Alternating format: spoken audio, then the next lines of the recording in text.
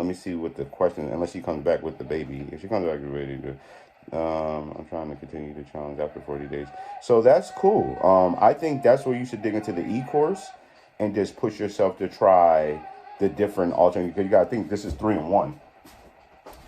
I don't want to burn my beans talking to y'all. This is 3-in-1, right? So you go to the e-course and you could probably do something in there. I think to challenge yourself after the challenge would to be just make sure that you're increasing and doing more things with your food. There's different foods that you probably haven't explored or tried. So exploring a healthy lifestyle was the main thing that we focused on. And that's what I think you should focus on if you're trying to go beyond the challenge with this. Let's see what else questions are there. What's been something you say you've been more successful at compared to last year returning champ?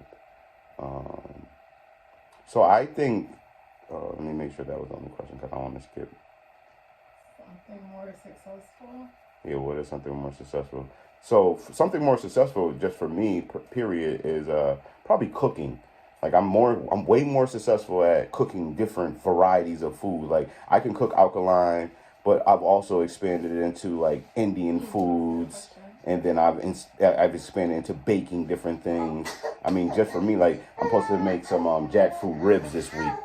I think when I was making jackfruit or anything earlier in this journey, I was making tofu ribs, which aren't bad, right? But now I can make jackfruit ribs. That's a little bit better. It has like a meatier texture. It tastes a little bit different, right? I'm making taco bowls instead of just tacos repeatedly with whatever I got for a taco because I know I can eat a corn tortilla.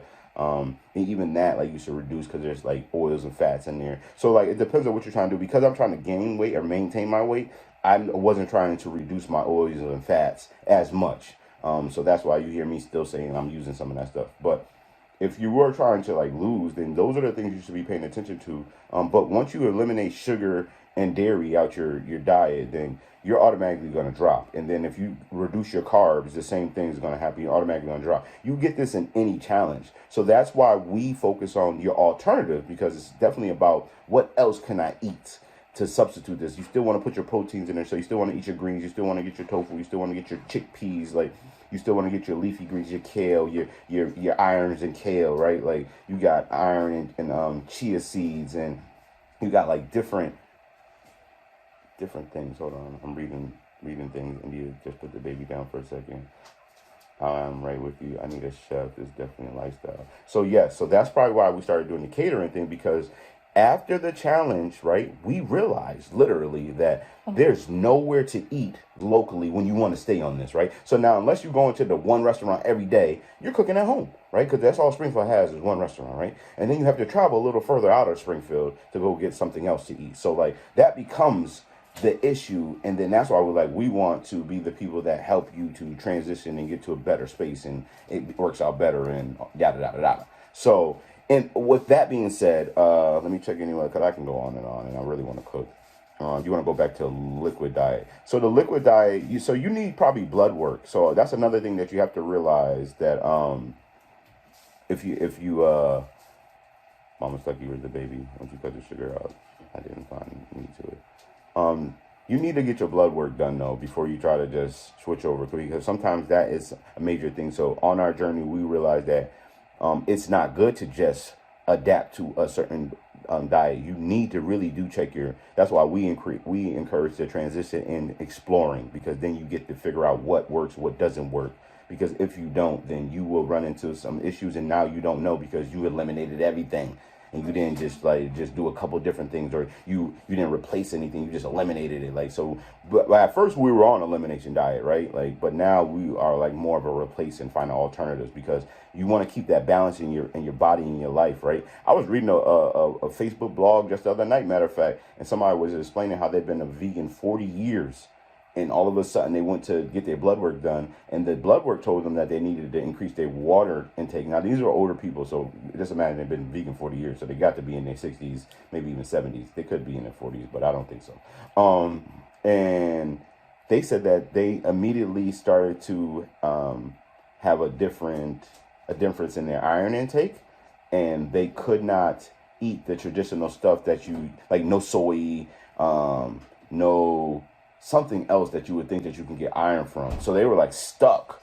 Like, how do I get more iron if I can't do this? And they said it only happened because they started drinking more water. But it's also after they got their blood work. So just imagine if you had this issue, you never knew this was an issue. I had a low water intake, right? And then you start increasing your water. They flushed their body, and now all of a sudden when they flush their body, now they have low iron, and they can't keep it up. And you don't eat none of this other stuff so now you have to like take supplements. But they've been vegan so long, they didn't want to just take certain supplements or whatever the case may be. So, yeah, just kind of focus on that. I'm gonna let India focus on these questions because I might not. Okay, I'm not too far off.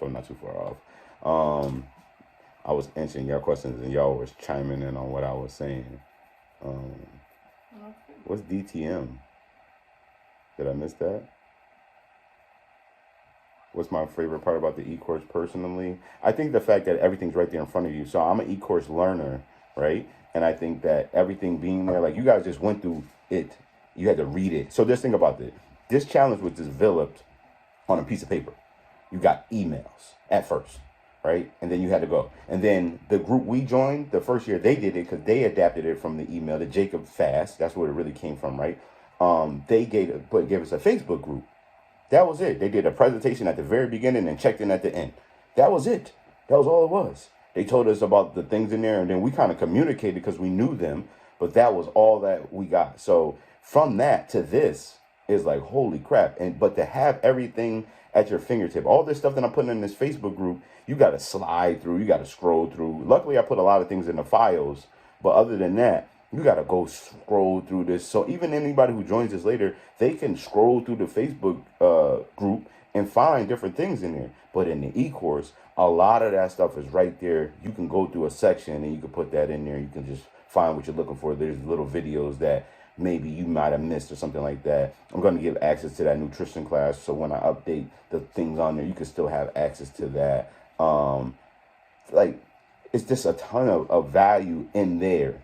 And then on top of that, the value for me with the e-course is that I'm going to take that, combine it with the 7-day challenge, and then put it in a Veganish Mastery. And then that should be an accomplishment for Veganish Foodies in a nutshell. Like, we created a Veganish Mastery because we want people to focus on the transition, but where does it lead to, right? We want to put this in front of little kids, but how do we make it engaging, right? We want to focus on food and recipes, but what recipes work and what tastes good. So we've been doing the groundwork. We've been putting a lot of work in prior to even getting to wherever we're trying to get to on the end goal, right? Like, because we know that a lot of this was a give back. A lot of this was purposeful and intentful when we started it, right? So it's not just about it. Like, even this group, like, every year we get frustrated because it's not, people don't engage, people don't do stuff. Like, we're making this, we're doing that. And then we have to always remember, like, but it's not about that. It's about us, what we get out of this. And then it's just seeing how the results would, like, look at you two, Kyle and Danielle, like, both of you are like